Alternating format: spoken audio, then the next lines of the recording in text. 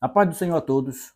Estamos aqui para mais uma pré-aula das lições do Programa de Educação Cristã Continuada, do PEC, e nós estamos estudando sobre o livro de Isaías, o profeta messiânico. A nossa lição de hoje é a lição de número 8, que vem trazendo um assunto, o poder soberano de Deus para salvar. Essa lição, ela também traz objetivos, obviamente, 3 objetivos. O primeiro é, ao estudarmos esta lição, precisamos reconhecer o consolo e a renovação que Deus oferece a seu povo em tempos difíceis. Entender a soberania de Deus ao usar sua força para restaurar e proteger seu povo. E um terceiro objetivo é compreender como Deus chama e capacita pessoas e nações para cumprir seus propósitos.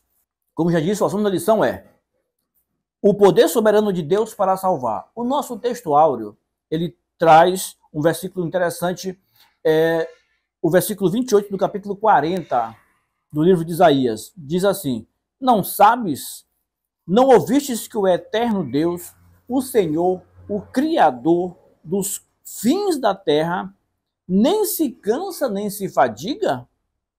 Não se pode esquadrinhar o seu entendimento. A nossa verdade prática diz assim: a verdadeira salvação vem de Deus. Ele é o soberano sobre toda a criação e digno da nossa adoração. O nosso primeiro tópico, ele vai tratar exatamente sobre o poder de Deus. E diz assim: Deus tem poder para salvar. Então, o versículo 1 do capítulo 40 diz assim: consolai, consolai o meu povo, diz o vosso Deus. Aqui é Isaías falando para o povo de Israel. O povo de Israel estava vivendo um contexto no qual eles estavam prestes a seguir para o exílio, para o cativeiro babilônico, e aqui o povo de Israel entenda Reino do Sul, Reino de Judá, porque o Reino do Norte, de Samaria, ele já tinha ido para o exílio, tinha sido levado cativo em 722, bem antes do reino de Judá ser levado cativo, que só foi levado cativo em 605, na primeira leva com a Babilônia. Então, ele está chamando o povo, é uma profecia para adiante, para depois, dizendo para o povo: olha, consolai, consolai o meu povo, diz o vosso Deus. E aí o capítulo 40 vem trazendo mais situações interessantes que a gente pode observar, que é Deus se manifestando por meio da profecia de Isaías, dizendo que ele vem, dizendo que ele vai ressurgir, dizendo que ele vai aparecer, dizendo que ele vai se levantar a favor do seu povo, do povo que ele ama. Ele fala para os cativos na Babilônia. Quando Isaías fala ao povo, essa fala também aponta para a vinda do Messias, e aí para nós, para os gentios.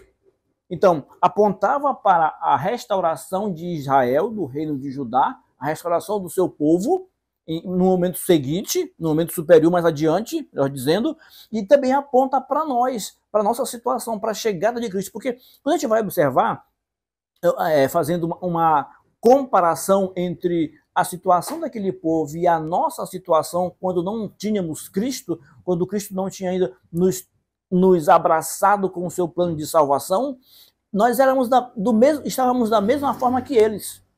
Eles estavam escravos na Babilônia, não tinham esperança, muitos ali morreriam, a maior parte morreria e não veria a restauração. Assim como nós estávamos também, quando Cristo nos encontrou, nos trouxe para junto de si. Nós estávamos cativos do pecado, nós não tínhamos nenhuma possibilidade humanamente enxergando de solução, de salvação. Nós estávamos afundados. Paulo, escrevendo a carta aos Efésios, ele diz que nós estávamos mortos em delitos e pecados. Efésios capítulo 2. Nós não tínhamos a menor possibilidade, nós humanamente não tínhamos esperança de salvação.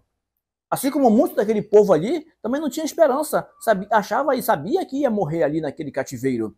Mas o Senhor está se manifestando por meio de Isaías, dizendo: olha, consolai, consolai o meu povo, diz o Senhor vosso Deus. E aí ele vai continuar dizendo mais coisas interessantes que vão apontar para o futuro, para uma restauração. O amor de Deus por Israel era e é extraordinário. Mas no contexto aqui, era extraordinário, era grande. E esse amor grande por Israel, que valia para eles, no contexto em que nós estamos vendo aqui, também ele vale para nós, para os gentios. Ele nos amou, ele nos abraçou, ele nos deu vida quando nós não tínhamos vida. Ele nos restaurou da situação em que estávamos. O capítulo 40, ele mostra muito sobre a majestade do Senhor, ele destaca a soberania de Deus. No nosso próximo subtópico, que é o subtópico 2, a gente vai falar sobre o poder de Deus sobre a criação. E aqui a gente vai para o versículo 22 do capítulo 40. Ele é o que está assentado sobre a redondeza da terra, cujos moradores são como gafanhotos. É ele quem estende os céus como cortina e os desenrola como tenda para neles habitar. No versículo 22 do capítulo 40. É interessante aqui que Deus está mostrando que ele é Senhor. Mostrando para quem? Para um povo que estava na condição de escravo, de cativo, sem esperança. Mas um povo que conhecia acerca de Deus. Mas estava naquela situação. E eu sempre digo, é importante a gente contextualizar a revista da Escola Dominical, trazer para os nossos dias, para os nossos momentos, para a nossa vida. Assim como é importante fazer isso com a Bíblia. Quando a gente lê a Bíblia e não faz essa contextualização, não aplica para a nossa vida, não faz muito sentido, ou não faz nenhum sentido. Porque a melhor maneira de ler a Bíblia é lendo ela em nós, nos colocando como o elemento a ser moldado pela leitura da Bíblia. E no caso, a lição que está baseada na Bíblia segue a mesma linha. E a gente vai observar que o Senhor está dizendo: ei, eu sou soberano, eu sou o Senhor, eu estou aqui, eu estou assentado sobre a redondeza da terra. Ou seja, é como, para a gente facilitar o entendimento, é como se a terra fosse esse elemento que a gente, esse banquinho que a gente tem em casa chamado puff. Deus está sentado em cima do puff, simplesmente assim. A terra é isso. Ele é tão grande que ele está sentado sobre a terra. Ele diz aqui: ele é o que está assentado sobre a redondeza da terra. Os moradores, as pessoas, os seres humanos são como gafanhotos, coisas pequenas, mínimas. E ele mexe nos céus como ele quer. Com a sua mão, ele afasta os céus como uma cortina. E ele pega esse céu, ele estende, ele arma como se fosse uma barraca, uma tenda. É para mostrar a soberania de Deus. Ele está mostrando, destacando isso para o povo. E Isaías está destacando para o povo e também para nós, para os gentios, para nós hoje, para todo mundo, o quanto Deus é grande e soberano. A gente vai observar no meio dessas profecias de Isaías, e isso é quase que comum, é comum nas profecias. A gente pode observar nos outros profetas também. Mas aqui no caso de Isaías, no meio das profecias sempre tem perguntas. Deus argumentando com o povo. Povo entrou, quem fez isso? Quem faz isso? Quem és tu? Fazendo uma série de perguntas embutidas ali nas profecias. E essas perguntas servem para quê? Servem para lembrar o povo que, embora eles se sintam pequenos e impotentes diante das circunstâncias que são variadas, porque eles são escravos, eles estão como que perdidos ali, eles estão sem pátria, eles estão com problemas de quebra da sua identidade, porque essa era a ideia de quem escravizava. Mas mesmo assim, nesse contexto todo, perderam tudo, perderam suas casas, perderam sua nação, perderam seus parentes, perderam tantas coisas. E agora Deus está dizendo que ele é o Criador, ele é o sustentador, ele é o sustentador do universo e nada escapa ao seu domínio.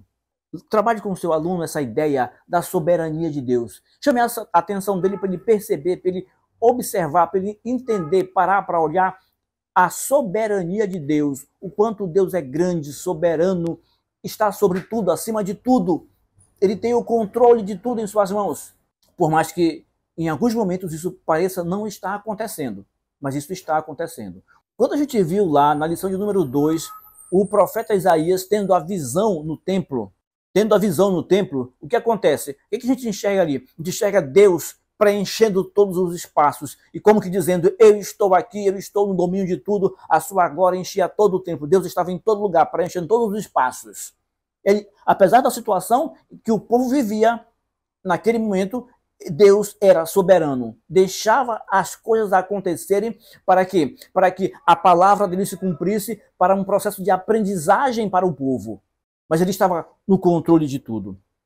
Então, todos os reis da terra eram colocados por Deus. Eram e são permitidos por Deus. Deus permitia. A gente vai ver isso claramente mais adiante. Mas também Deus os tirava. Ele tinha o controle, ele está acima. Os reis são poderosos, os reis eram poderosos, mandavam em tudo, dominavam tudo, mas Deus dominava sobre eles, mandava neles, colocava e tirava.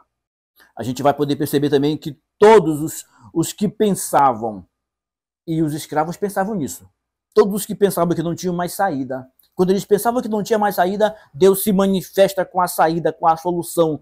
Nós vamos perceber no versículo 27, mais adiante, o quanto Deus vem confirmar isso, dizer que ele é poderoso e mostrar que ele é poderoso. E a gente vai ver isso no nosso próximo tópico, no nosso próximo subtópico, que é o subtópico 3, força para os que esperam no Senhor. E o versículo é o versículo 31 do capítulo 40, e ele traz um detalhe bem interessante. Ele vem dizendo que os que esperam no Senhor renovam as suas forças, sobem com asas como águias, correm e não se cansam, caminham e não se fadigam. A gente ainda observar, a partir do versículo 27, e eu convido você a acompanhar a partir do versículo 27, o versículo 27 e o 28. O 27 diz assim: Por que, pois, dizeis, ó Jacó, e falas, ó Israel, o meu caminho está encoberto ao Senhor, e o meu direito passa despercebido ao meu Deus. Era isso que o povo pensava. Do jeito que eu estou aqui, preso nessa escravidão, sob o domínio do país, do grande império de todos os tempos, que eu não conheci outro parecido, do Império Babilônico, é como se o Senhor não me escutasse, é como se o Senhor não me enxergasse aqui. Eles dizem, o meu caminho está encoberto, Senhor. Deus não me enxerga o meu caminho, Deus não está nem me vendo, não sabe nem por onde eu estou andando. E o meu direito, eu não tenho mais direito, ele passa despercebido por Deus. Mas aí o Senhor fala no versículo 28, por meio de Isaías, não sabes, não ouvistes que o eterno Deus, o Senhor, o Criador dos fins da terra, não se cansa nem se fadiga, não se pode esquadrinhar o seu entendimento. Deus estava sabendo, Deus estava enxergando, Deus estava vendo, Deus estava agindo quando eles não percebiam. A mão de Deus estava agindo, a mão do Senhor está sempre agindo, a poderosa mão do Senhor está sempre se movimentando, sempre trabalhando. Nós, às vezes, não percebemos, quase sempre nós não percebemos a mão de Deus trabalhando, mas ela está trabalhando. Depois, quando passa a tempestade, quando passa a situação, eu começo a observar tudo o que aconteceu e comparar com o que eu estou vivendo, e aí eu percebo, isto não poderia ter acontecido se não fosse a intervenção divina, se não fosse a mão de Deus. Esse livramento não aconteceria se não fosse a mão de Deus. Aconteceu porque Deus estava agindo, porque era a mão de Deus. E é sempre assim que acontece. Nós precisamos entender isso. Na verdade, muitos de nós já entendemos, mas nós precisamos não esquecer isso, que a poderosa mão de Deus está sempre agindo, de dia, de noite, na alegria, na tristeza, na bonança, quando tudo está faltando, em qualquer que seja o momento, a mão de Deus está lá, está agindo. A gente vai poder observar nesse versículo que Deus parece que não está se mexendo, não está fazendo nada. Mas o 28 traz a resposta. Ele está fazendo. Ele está agindo sim. Ele está trabalhando sim. O versículo 29 vai dizer, ele faz forte o cansado. Ele multiplica a força aos que não têm nenhum vigor mais. Às vezes cansamos na batalha. Porque a vida cristã é batalha mesmo. Então, são momentos tranquilos, momentos de alegria, momentos de choro, momentos de luta, e momentos de luta, e momentos de luta, e dá um intervalo, depois tem momentos de luta de novo, mas tem momentos de satisfação, de alegria, porque sabemos que o Senhor está conosco, o Senhor nos acompanha, Ele está andando com a gente.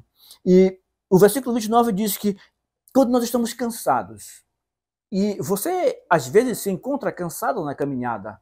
cansar na caminhada faz parte da caminhada. Quando a gente caminha e caminha muito e por um terreno que nem sempre nos facilita a caminhada, porque a caminhada para o céu ela é assim, esse caminho ele nem sempre nos facilita a caminhada, tem momentos de terrenos acidentados geograficamente que não favorecem e nós cansamos nessa caminhada, mas nós não paramos, porque o Senhor multiplica as forças ao que não parece não ter mais nenhum vigor, ao que acha que não tem mais nenhum vigor, o Senhor multiplica as forças. Os jovens se cansam e se fadigam e os moços exaustos caem, mas aqueles que não esperam no Senhor, isso acontece com os que não esperam no Senhor, porque o versículo 31 vai dizer, mas os que esperam no Senhor, os que caminham, fazem essa caminhada para o céu, esperando no Senhor, eles têm suas forças renovadas, mesmo que estejam passando por situações difíceis. Parece que eu não vou sair da situação em que estou, parece que é tão muito complicado que eu vou morrer nessa situação, mas o Senhor renova as forças e ele diz aqui, sobem como águias, correm e não se cansam, caminham e não se fadigam. É importante a gente perceber que mesmo na dificuldade, o Senhor está conosco. Era o que ele dizia para o povo de Israel. Ei, a coisa vai mudar. Vocês não vão ficar da forma que estão. Esse é só um momento do que vocês estão vivendo e foi determinado que pelo qual vocês passassem. Mas não vai ficar assim. A coisa vai virar. A situação vai mudar. E eles pensavam que não ia mudar. Mas a gente pode observar que o amor de Deus pelo povo de Israel é grande. O amor de Deus por você, por nós, por povos gentios que estávamos fora, mas o plano do Senhor já nos alcançava desde lá do processo inicial. Por mais que o povo de Israel tivesse aceitado, como diz em João, que o povo não o aceitou, deixou de lado.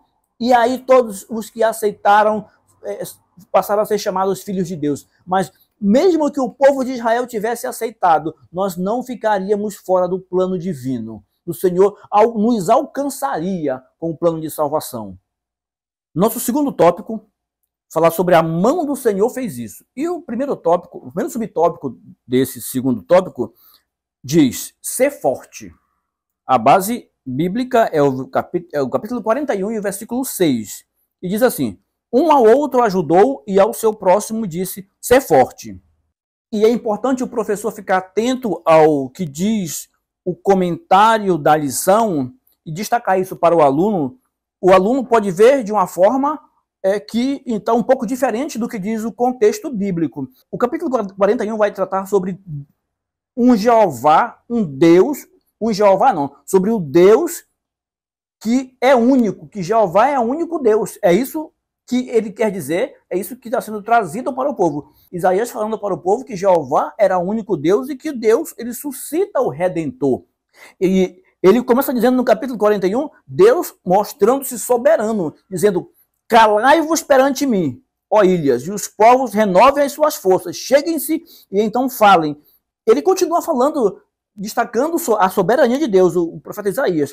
Quando chega no versículo que nós estamos vendo aqui, que é o versículo 6, ele diz, um ao outro ajudou e ao seu próximo disse ser forte. Quando a gente chega no 7, o versículo seguinte, a gente vai perceber que esse versículo está amarrado no seguinte contexto.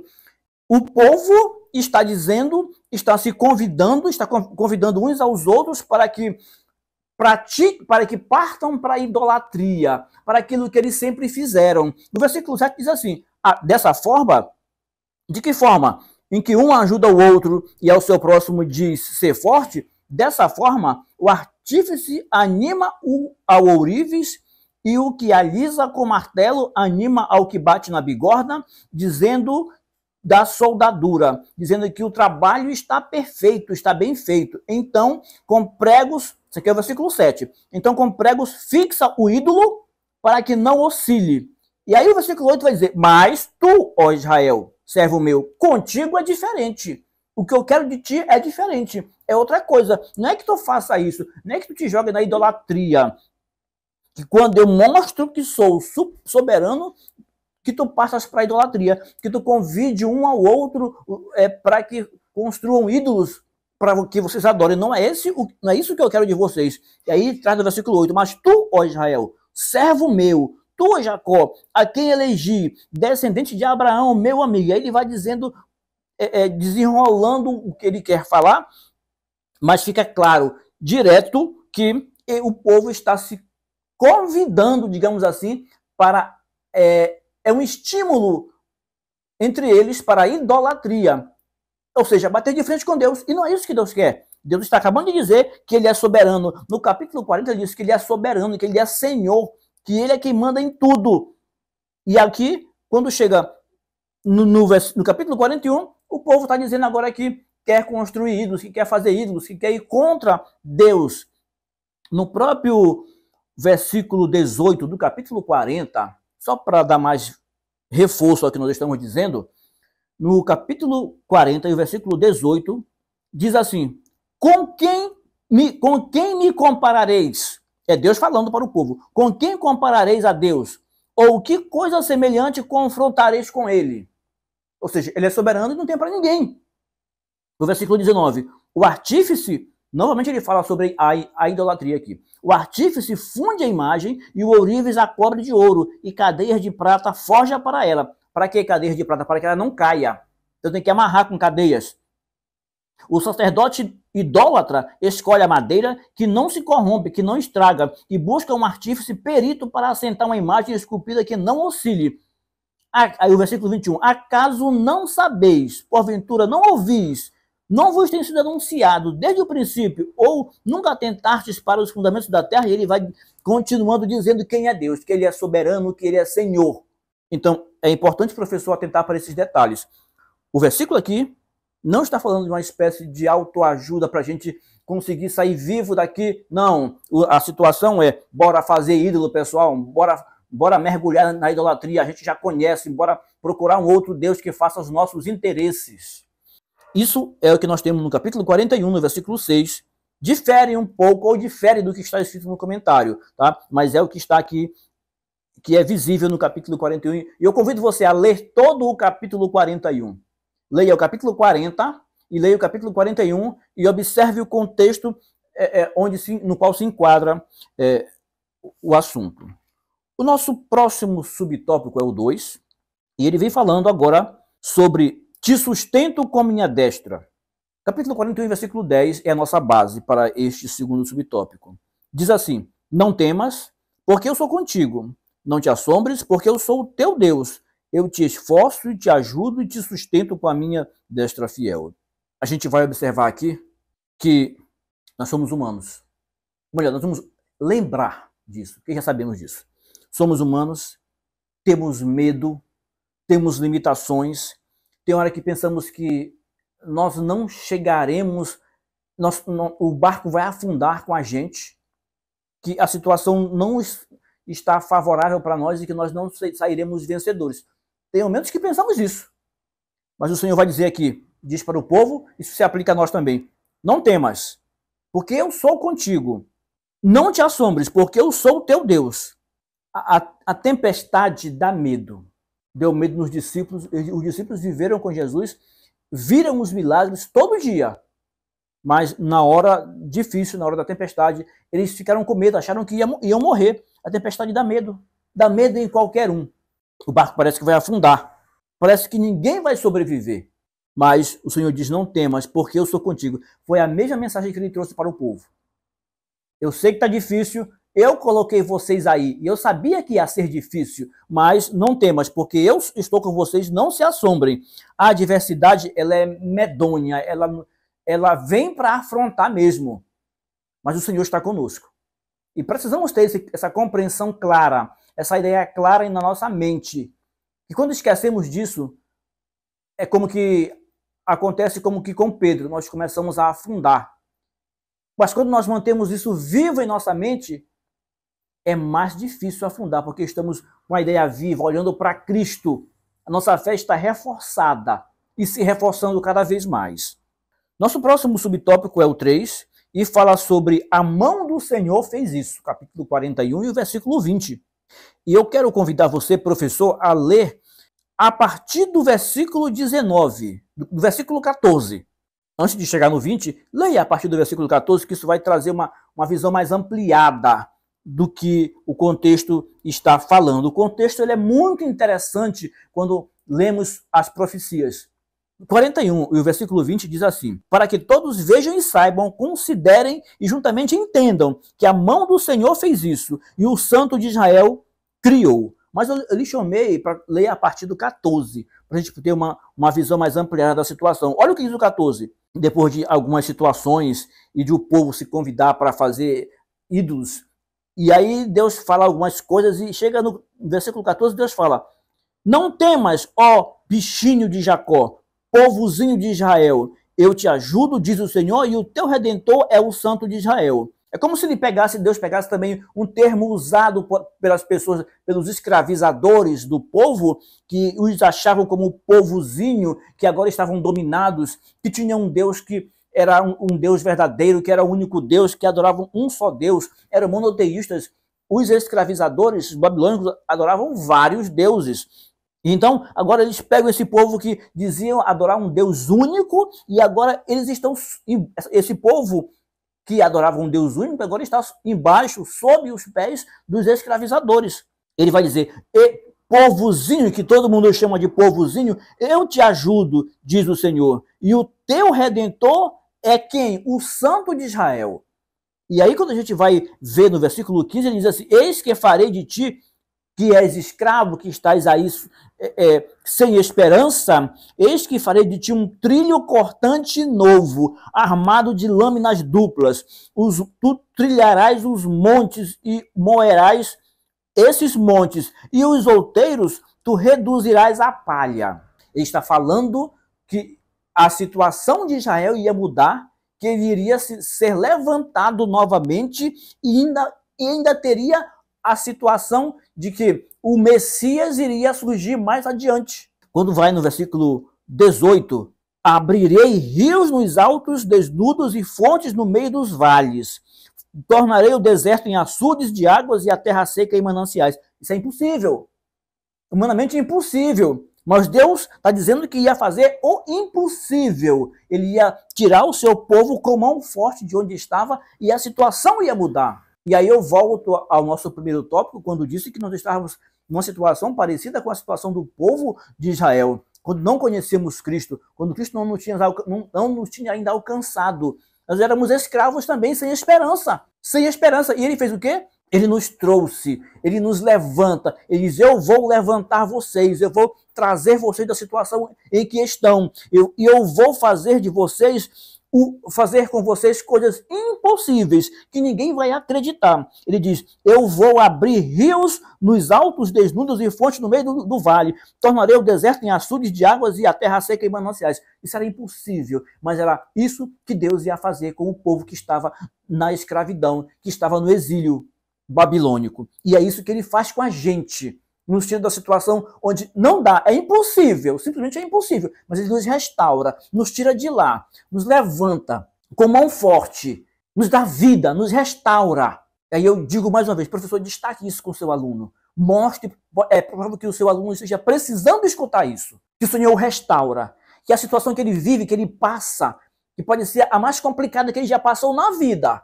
Talvez o seu aluno tenha só 15 anos, talvez o seu aluno tenha 70 anos, 80 anos, e vive a situação pior da vida dele. Mas o Senhor pode restaurar.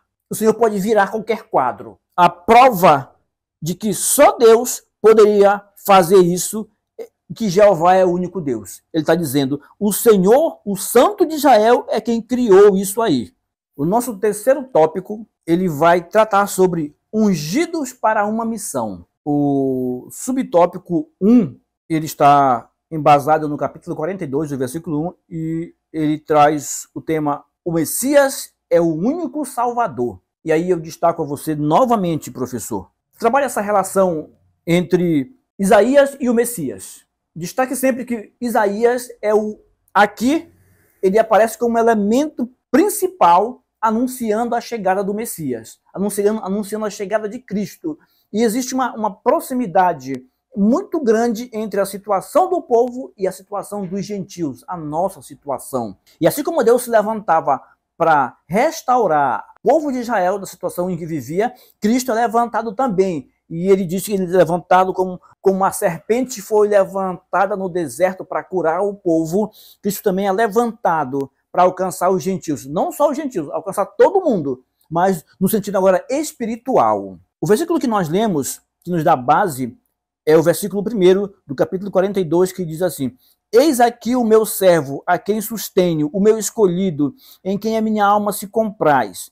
Pus sobre ele o meu espírito e ele promulgará, trará direitos para os gentios. A gente vai observar aqui, de maneira bem clara, que o profeta messiânico anuncia o Messias. Isso aqui me faz lembrar diretamente o batismo de Jesus Cristo, lá com João Batista, e Jesus Cristo chegou ali para ser batizado.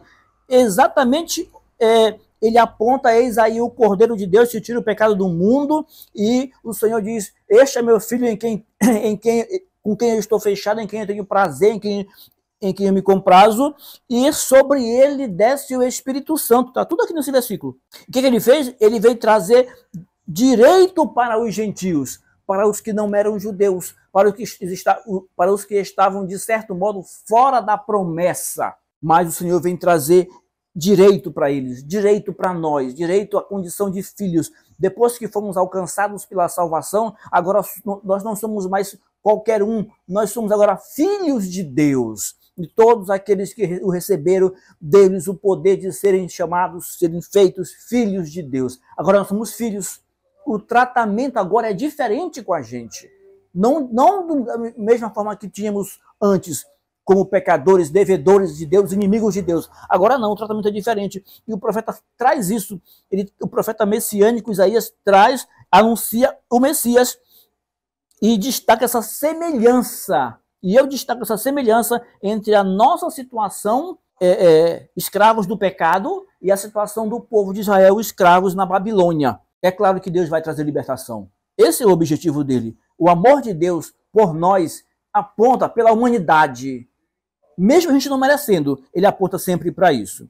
Nosso segundo subtópico vai falar sobre vocês são minhas testemunhas. E o capítulo é o 43. Agora a gente vai para o capítulo 43 e os versículos do 10 ao 13. E o versículo 10, ele vai dizer assim: Vós sois minhas testemunhas, diz o Senhor, o meu servo a quem escolhi, para que eu saibais e me creiais e entendais que eu sou o mesmo, que sou eu mesmo, e que antes de mim Deus nenhum se formou, e que depois de mim nenhum haverá. É único, é um Deus único. Não há outro Deus tão forte quanto ele. Existem arremedos de deuses, mas não há outro Deus antes dele, não houve.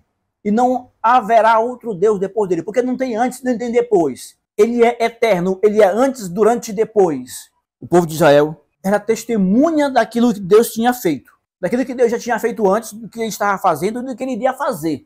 O povo de Deus, de Israel, era testemunha, tinha sido e iria ser testemunha ainda. E testemunha da chegada e da vivência com o próprio Messias. Porque o povo de Israel iria viver com o próprio Messias. 600 anos depois deste período aqui, deste cativeiro, do início do cativeiro, iria chegar o Messias. E o Messias chegando, eles iriam conviver com ele, iam ver o Messias fazer coisas, e eles iam ser testemunhas de tudo aquilo. E nós acabamos também sendo testemunhas, não porque estivemos lá, porque fizemos parte diretamente, mas porque cremos na palavra de Deus. E pela fé, nós somos testemunhas. E mais ainda, nós somos testemunhas daquilo que ele faz conosco, das experiências que ele nos leva a viver, pelas coisas ele nos faz passar. Somos também testemunhas do Senhor. Assim como o povo de Israel foi testemunha literal, real, em tempo real, vivendo direto com Cristo, nós somos testemunhas tendo experiências com ele por meio do que ele nos permite aprender e viver. O nosso terceiro subtópico diz: Ciro, pastor e ungido. O capítulo é o 45 e o versículo é o 1. Diz assim: Assim diz o Senhor ao seu ungido, a Ciro, a quem tomo pela mão direita, para abater as nações antes da sua face, e para descingir os lombos dos reis, e para abrir diante deles as portas que não se fecharão. Esse versículo, ele nos mostra, nos traz uma visão, ou descortina para a gente, trazendo a possibilidade de enxergarmos de maneira mais ampla um conjunto de fatos. Ele está dizendo que o Senhor está levantando Ciro. Aqui é mais ou menos o ano 550, quando Babilônia começa a cair. O Império Babilônico começa a cair. Ele dura aproximadamente de 612 até 550, por aí assim, quando Nabucodonosor morreu lá em 560 e os herdeiros começam a brigar entre si, o império começa a quebrar. Ciro começa a surgir no Império Persa. E quando ele começa a surgir no Império Persa, sendo a nova potência, ele vai dominar e vai vencer Babilônia. E vai trazer libertação para o povo de Israel. Mas por quê? Porque para o povo judeu, do Reino do Sul. Por quê? Porque Ciro era bonzinho? Não, não é porque Ciro era bonzinho. Não. Era porque Ciro era um elemento, um instrumento de Deus. E ele nem sabia. Ele pensava que ele era ele. Mas não. Ele era um instrumento de Deus. Olha a profecia aqui, dita por Isaías, antes de acontecer o fato, bastante tempo. Ele diz assim: assim diz o Senhor ao seu ungido. Quem é ungido? A Ciro. E o que ele fez com Ciro? A quem eu tomo pela mão direita. Era o Senhor que orientava. Ciro, tu vai fazer isso, tu vai por ali, por ali, por ali. E o Ciro era ímpio, era um pagão, adorador de vários deuses. E o Senhor o usa como um instrumento, como ferramenta para desenvolver um trabalho específico. Ele vai ser usado para quê? Para abater as nações, para abrir diante dele as portas que não se fecharão. A gente indo observar aqui rapidamente, a gente vai poder observar que Deus levanta um povo, o povo assírio. Eles são uma potência na mão de Deus. Para quê? Para punir, para aplicar pena às pessoas, aqueles que Deus queria que passasse por alguns ensinamentos, seja o povo de Israel, seja um outro povo, mas ele era o instrumento de Deus. Deus levanta a Síria, e a Assíria leva o Reino do Norte cativo em 722 a.C. Depois a Assíria quebra, a Assíria não é mais a potência. Babilônia se levanta, Deus levanta a Babilônia, e Deus levanta Nabucodonosor, o grande rei da Babilônia. Agora, ele era a ferramenta, o instrumento de Deus para agir naquele mundo da época. Ele dominava tudo. Depois Deus tira Nabucodonosor, tira Babilônia do poder. Agora sobre outro povo, sobre a Pérsia, por meio de Ciro. Faz o que tem que fazer, direcionado por Deus. Depois Deus tira a Pérsia do poder. Vem outro povo, aí já vem Alexandre com a Grécia, abre, coloca a língua grega, espalha no mundo. Observe que tem uma pavimentação toda. Para quê? Para que se cumpra o que disse o profeta Isaías, para a chegada do Messias. E depois, Alexandre para, a Grécia deixa de ser a potência, mas fica lá a herança cultural, o mundo inteiro praticamente falando do grego, porque ele conquistou praticamente quase que todo mundo da época, e aquela região toda ali falando do grego, influenciada pela cultura grega, e aí Deus deixa só a cultura lá. E aí ele levanta Roma. Roma vem fazer uma infraestrutura de estradas extraordinária. E aí junta tudo isso aí Cristo nasce exatamente aí, quando estava tudo preparado. E aí, vamos dizer, na plenitude dos tempos, olha a mão de Deus agindo.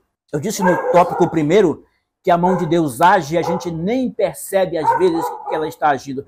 A gente costuma nem perceber, mas a mão de Deus, a poderosa mão de Deus sempre está agindo, sempre está trabalhando a favor da sua obra, a favor dos seus. Deus usa até o ímpio para cumprir sua palavra, e eles nem percebem. Deus usou Nabucodonosor para cumprir sua palavra, ele não sabia que estava a serviço de Deus. Deus usou Ciro para cumprir a palavra do próprio Deus, e Ciro não sabia disso. Deus usou reis da Assíria para cumprir a vontade de Deus, e ele nem sabia disso. Deus usou Alexandre para cumprir a vontade de Deus, e Alexandre não sabia disso, e Deus usa Roma, os Césares, para cumprir a vontade de Deus, e eles nem sabiam disso. Tudo para quê? Para que o nome do Senhor seja exaltado e a sua vontade seja mais uma vez mostrada, e fique claro o quanto Deus é poderoso e soberano, que é o forte da nossa lição de hoje, dizendo que o poder soberano de Deus, ele está aí e está para salvar. A nossa aplicação pessoal diz: Deus, na soberania de seu poder, é capaz de trabalhar em meio a todas as culturas e estruturas humanas, usando até aqueles que estão de fora da aliança para cumprir seus desígnios e revelar a sua glória. Essa é a nossa aplicação pessoal. Olha só, Deus, na soberania de seu poder, ele usa quem ele quer, da forma que ele quer, na hora que ele quer, do jeito que ele quer, para fazer o que ele quer. E ninguém vai dizer nada, porque ele é, como diz a nossa lição aqui, ele é soberano. E soberano, tem um poder soberano para salvar. Muito obrigado. Se você tem gostado, se esse conteúdo tem sido útil para você, compartilhe com outra pessoa, dê um ok, dê um like e até se inscreva. Isso pode ajudar muita gente que está precisando de um suporte, porque a ideia, como sempre digo, deste canal é trazer um suporte para a escola dominical, para ajudar, para fazer crescer. Esse é nosso único objetivo. Que o nome do Senhor seja exaltado. Muito obrigado.